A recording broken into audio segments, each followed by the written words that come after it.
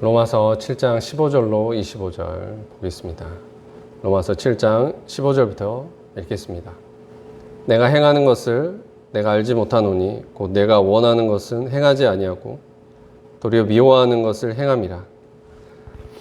만일 내가 원하지 아니하는 그것을 행하면 내가 이로써 율법이 선한 것을 시인하노니 이제는 그것을 행하는 자가 내가 아니요 내 속에 거하는 죄니라.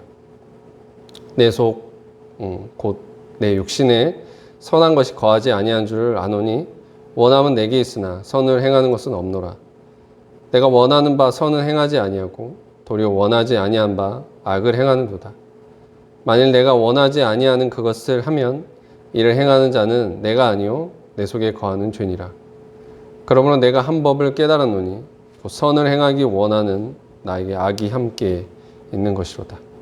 내 속사람으로는 하나님의 법을 즐거워하되 내 지체 속에서 한 다른 법이 내 마음의 법과 싸워 내 지체 속에 있는 죄의 법으로 나를 사로잡는 것을 보는도다. 오라, 나는 공고한 사람이로다. 이 사망의 몸에서 누가 나를 건져내랴. 우리 주 예수 그리스도로 말미암아 하나님께 감사하리로다. 그러즉 내 자신이 마음으로는 하나님의 법을, 육신으로는 죄의 법을 섬기노라. 로마서 7장은 결혼의 비유로 시작하고 있습니다. 바울은 결혼의 비유를 통해서 남편이 죽으면 남편의 법에서 해방되어 자유케 된 여인처럼 우리도 그리스도로 말미암아 율법에 대하여 죽임을 당하여 율법에서 해방되어 자유케 되었다고 선언하였습니다. 율법에 대하여 죽임을 당하고 율법에서 해방되었다는 것은 무엇을 말합니까? 율법이 말하는 바는 죄와 벌입니다. 그리고 범죄한 우리를 향한 율법의 요구는 사형입니다. 우리가 율법의 요구를 충족시키려면 죽는 길밖에 없습니다.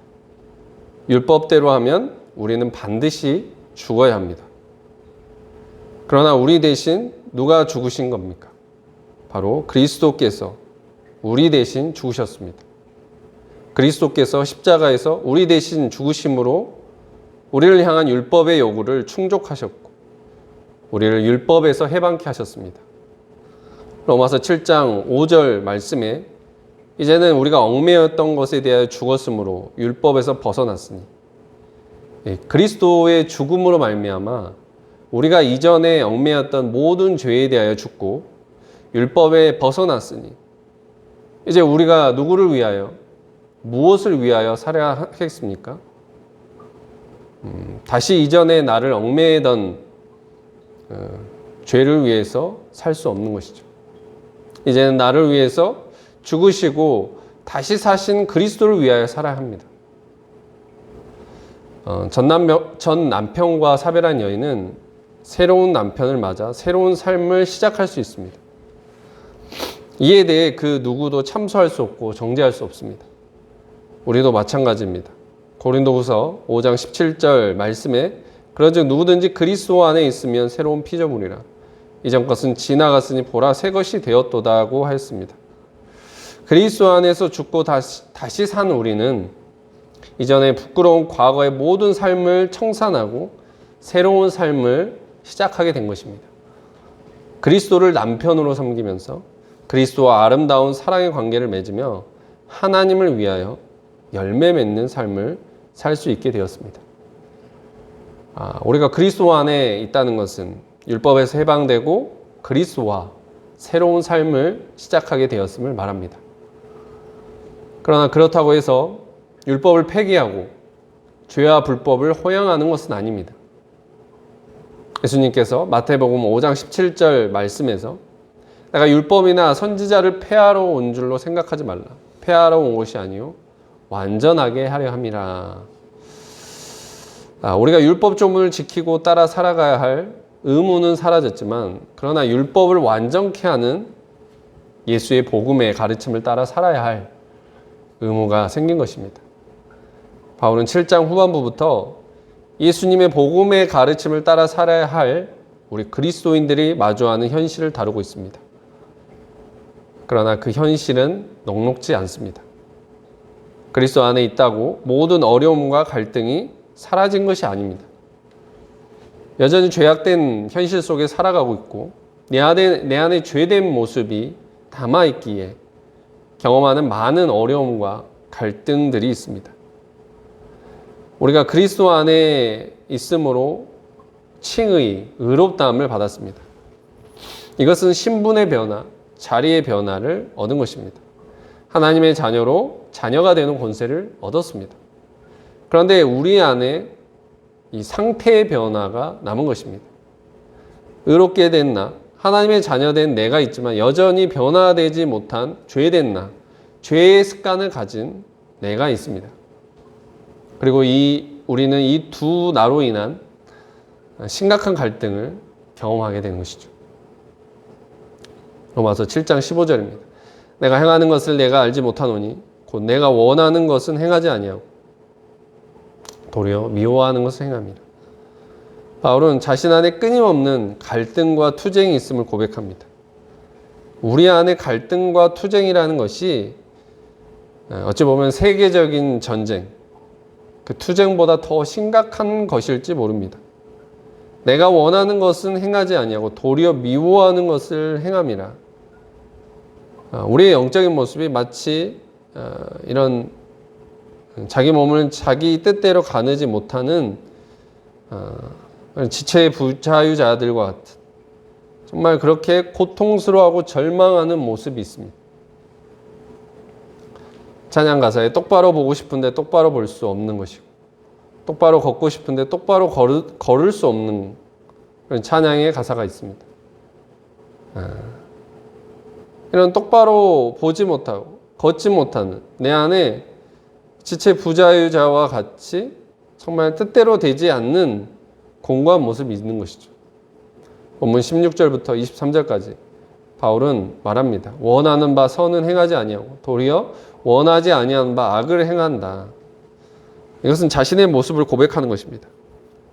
그러면서 24절에 이렇게 탄식해요. 오라 나는 공고한 사람이로다. 이 사망의 몸에서 누가 나를 건져내랴.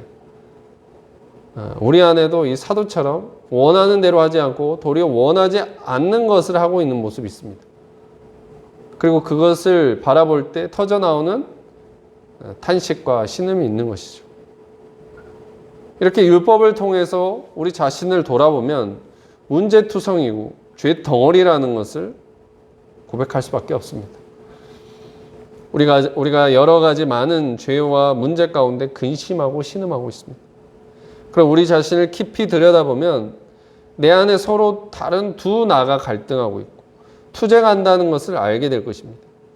내 안에 어떤 두 나가 있냐면 하나는 그리스도로 말미암은 새로운 나이죠.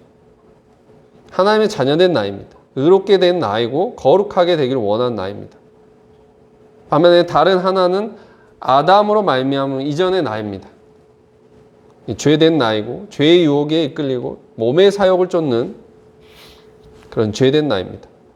이 두 나가 내 안에 공존해 있으면서 갈등하고 싸우는 겁니다. 내 안에 이 두 나로 인한 싸움이 있습니다. 이것을 알아야 되는데 이 싸움에서 승리하려면 이것을 알아야 되는 거예요. 지피지기는 백전백승이라고. 먼저 나를 알고 적을 알아야 합니다. 그리스도로 말미암아 의롭게 된 나, 이게 진짜 나라는 거예요. 그리고 죄된 나, 죄의 유혹에 이끌려서 몸의 사욕을 쫓는 죄된 나가 있는데 이걸 죽여야 하는 겁니다. 이것은 가짜이기 때문에. 그래서 우리는 이걸 분별해야 됩니다. 어떤 게 정말 진짜 나이고 어떤 게 거짓인지 이걸 말씀과 기도로 분별해야 됩니다. 분별하고 쪼개야 합니다. 아브라함이 재물을 쪼개야 했는데 창세기 15장에 작은 비둘기를 쪼개지 못함으로 그 후손이 400년 동안 종살이하게 되었다고 말합니다. 내 안에 정말 작은 생각과 감정을 잘 쪼개야 됩니다. 하나님 주시는 생각인지 사단이 주는 생각인지 하나님 주시는 감정인지 사단이 주는 감정인지 이것을 분별하고 쪼개는 것에서부터 싸움이 시작될 수 있는 것이죠. 하나님의 심판도 마찬가지입니다. 일단 선과 악을 쪼개는 것에서부터 심판을 시작하십니다. 그러므로 사단의 전략은 아예 시작도 못하게 하고 물을 타고 섞어 놓는 데 있습니다. 선인지 악인지, 하나님의 뜻인지 나의 뜻인지 분간을 못하게 하고 헷갈리게 만드는 것이 사단의 전략입니다. 이에 맞선 우리의 전략과 무기는 바로 주의 말씀과 기도입니다. 말씀과 기도로 무장해서 나의 생각과 감정을 정확하게 분별하고 쪼개야 합니다. 여러분, 우리 안에 몰래 들어온 불법 점거자, 이를 물리치려면 불법 점거자가 누구인지 가려내고 어디에서 활동하는지 알아내야 합니다. 우리 안에 들어온 불법 점거자란 바로 죄, 곧 마귀입니다. 죄가 포도원에 들어와 포도원을 허는 여우라는 거예요. 그러면 우리 안에 들어온 이 죄를 반드시 찾아내서 대적하고 쫓아내야 합니다. 죄와 피 흘리기까지 싸워서 이겨야 합니다. 주께서 죄인 된 나를 사랑하시고 위로하시는데 죄를 허용하시는 게 아닙니다. 다만 이 사악한 죄의 공격을 받고 신음하는 상한 영혼의 신음과 탄식, 스스로도 어찌할 수 없는 그 연약함과 죄책을 그것을 주께서 아시고 위로하시는 것이죠. 내 안에 하나님 말씀을 따라 살고자 하는 소원이 있지만 그러나 그 소원대로 살지 못하는 우리의 연약함을 주께서 아시고 우리를 힘써 도우십니다. 그러면 우리가 우리를 사랑하고 위로하고 도우시는 주를 바라보며 죄와 싸워 이길 힘과 용기를 얻어야겠습니다. 25절입니다. 우리 주 예수 그리스도로 말미암아 하나님께 감사하리로다. 그런즉 내 자신이 마음으로는 하나님의 법을 육신으로는 죄의 법을 섬기노라. 자신도 어찌할 수 없었던 죄의 모습과 죄의 유혹과 공격 아래 고통받으며 탄식했던 바울이 갑자기 감사 찬양을 하는 것입니다. 우리 주 예수 그리스도로 말미암아 하나님께 감사하리로다. 이 분위기는 어떤 분위기입니까? 내가 죽을 수밖에 없는 영혼이었는데, 고통 가운데 처할 수밖에 없는 영혼이었는데, 정죄받고 살 수 없는 나였는데, 그 죄의 그늘과 죄의 사슬에서 죄의 종으로밖에 살 수 없는 나였는데, 인생의 마지막이 사망이고 지옥의 심판이 우리를 기다리고 있었는데, 우리를 죄로부터 구원하신 우리 주 예수 그리스도로 말미암아 감사리로다라는 이런 분위기가 있는 것입니다. 이 감사라는 것은 먼저는 죄를 지음으로 그것에 붙들려서 살 수밖에 없는 우리를, 죄에 팔린 우리를 주께서 보혈의 피로 그 생명을 내어서 대속의 죽음을 통해 죄에 팔려서 죽을 수밖에 없었던, 지옥으로 던져질 수밖에 없었던 우리를 당신의 핏값으로 치르셔서 우리의 영혼을 죄에서 해방케 하시고 우리의 생명을 구속하여 주신 그 은혜에 대한 감사입니다.